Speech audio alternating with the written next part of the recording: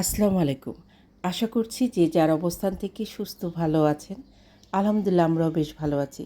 এই মজার মজার খাবারগুলোর পিছনে খুব সুন্দর একটি গল্প আছে। আশা করছি পাশে থেকে গল্পটা শুনে নেবেন। আমন্ত্রণ জানাচ্ছি দিলরুবার হেসেলে। অনুরোধ করব লাইক দিয়ে পুরো ভিডিওটা কন্টিনিউ করবেন। আয়োজনটা ছিল গত শুক্রবারে। আমার ভাইয়ের মেয়ে সুকন্যার জন্মদিন ছিল।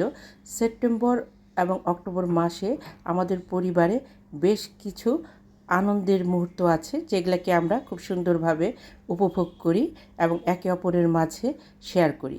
তো ওদের বাসায় আমাদের দাওয়াত ছিল।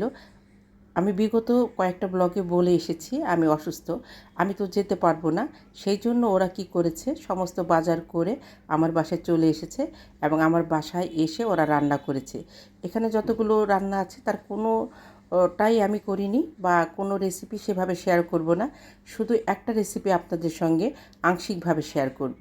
তো এখানে ওরা 3টা হাঁস খুব সুন্দর করে কেটে ধুয়ে নিয়ে এসেছে। এই হাঁসটা আমার ভাইয়ের বউ রান্না করেছে। আমি বলেছিলাম আমাকে ছোট্ট 2-1টা ক্লিপ দেওয়ার জন্য। ওরা দিয়েছে ঠিক যেভাবে সেভাবেই আমি আপনাদের সঙ্গে শেয়ার করব। 2-3 দিন যাবৎ বৃষ্টিকে সামনে রেখে খাবার মেনুগুলো ঠিক করা হয়েছিল।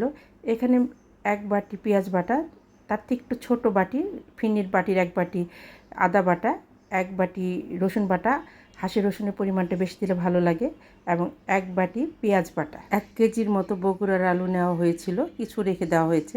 হাঁসে আলু ভালো লাগে না, কিন্তু সকলে খেতে চেয়েছে তাই ওরা আলুটা দিয়েছে।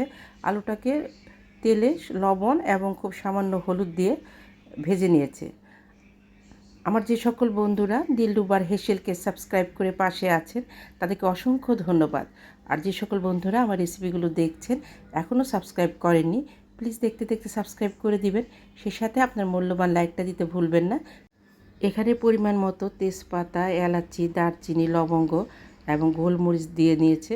হাঁসে গরম মশলার পরিমাণটাও বেশি দিতে হয়, পেঁয়াজ বেশি দিলে গ্রেভিটা ভালো হয়। 3 টেবিল চামচ উঁচু উঁচু আদা বাটা, 4 টেবিল চামচ রসুন বাটা, হাঁসের রসুন বাটাটা বেশি দিতে হয়। পেঁয়াজটা পরিমাণ মতো ওরা একটা বাটিতে রেখেছিল, সেই বাটি থেকে ওরা সমস্ত মশলাগুলো দিয়েছে। 3টা হাঁসের পরিমাপে ওরা একটা হাঁসের জন্য 1 টেবিল চামচের থেকে একটু বেশি আদা রসুনের পেস্টগুলো দিয়েছে। মশলাটাকে খুব ভালোভাবে কষিয়ে নেবে। এটা যেহেতু একটু ঝোল ঝোল করবে, কাজে মশলার পরিমাণটা একটু বাড়িয়ে দিয়েছে। যদি এটা ঝোল না করে ভুনা করা হয় সেক্ষেত্রে মশলাটা একটু কমিয়ে দিতে পারেন। এখানে 2 টেবিল চামচ হলুদের গুঁড়া, 3 টেবিল চামচ ধনিয়ার গুঁড়া, 2 টেবিল চামচ জিরার গুঁড়া, 4 টেবিল চামচ মরিচের গুঁড়া দিয়ে পানি দিয়ে খুব ভালোভাবে 15 মিনিট আগে এটা মিশিয়ে রেখেছিল। এই বাটি মেপে মেপে ওরা সমস্ত মশলাগুলো দিয়েছে। আদা রসুন পেঁয়াজ এই বাটিতেই একটু কম বেশি করে দিয়েছে। এটা খিচুড়ি দিয়ে খাওয়া হবে এবং একটু ঝোল থাকবে, সাথে প্রায় কেজিখানি আলু আছে, সেই পরিমাপেই এই মশলাগুলো দেওয়া। তারপরেও অনেকে মশলা কম খান বেশি খান, একটু কমিয়ে বাড়িয়ে দিতে পারেন। লবণ পরিমাণ মতো দিবেন। মাংসটা খেতে কিন্তু ভীষণ ভালো হয়েছিল। মশলাটাকে খুব ভালোভাবে কষিয়ে নিতে হবে।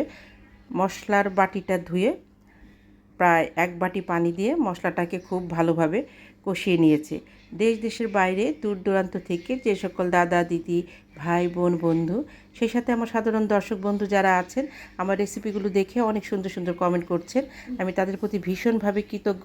প্লিজ এভাবেই পাশে থাকবেন, সেই সাথে আপনার মূল্যবান লাইকটা দিতে ভুলবেন না। মশলা কষানোর শেষে হাঁসগুলো দিয়ে দিয়েছে। মশলাতে বেশ পানি আছে এবং হাঁসের থেকে যে পানি ছেড়েছে তাতেই হাঁসটা সেদ্ধ হয়ে গিয়েছিল। হাঁসটাকে খুব ভালোভাবে কষিয়ে ভেজে রাখা আলুগুলো দিয়ে নেড়েচেড়ে কষিয়ে নিয়ে উষ্ণ গরম পানি দিয়ে ঢেকে রেখেছিল। রান্নার শেষে এই ছিল ফাইনাল লুক। দেখতে যেমন লোভনীয়, খেতে মাশাআল্লাহ অনেক ভালো হয়েছিল। এই হচ্ছে বার্থডে গার্ল সুকন্যা, আমার ভাইয়ের একমাত্র মেয়ে। আমি অসুস্থ ছিলাম, কাজেই ওরা চলে এসেছিল আমার বাসায়। আমরা ভাই বোন মা মিলে প্রায় 25 জন খুব সুন্দর একটি সময় কাটিয়েছি। ভাই বোনদের সম্পর্ক এমনই হওয়া উচিত, একজনের বিপদে আরেকজন এগিয়ে যাবে। সব কিছুর ঊর্ধ্বে সম্পর্ক, এটা আমাদের সকলেরই মনে রাখা উচিত। নতুন বন্ধুরা অবশ্যই কমিউনিটি বা নতুন রেসিপিতে নক করবেন, তা না হলে খুঁজে পেয়ে ব্যাগ দিতে ভীষণ কষ্ট হচ্ছে। এটা আমার ভাইরাল মোলার আচার। এখানে ছিল ডালের বড়া, হাঁসের মাংস, পোলাওয়ের চাল, মুগের ডাল দিয়ে খিচুড়ি, সর্ষে ইলিশ এবং ঝাল ঝাল ডিম ভুনা। কেমন ছিল ওদের আয়োজন আমার বাসায়? কমেন্ট করে অবশ্যই জানাবেন। নিজে ভালো থাকবেন, অন্যকে ভালো রাখবেন। আল্লাহ হাফেজ।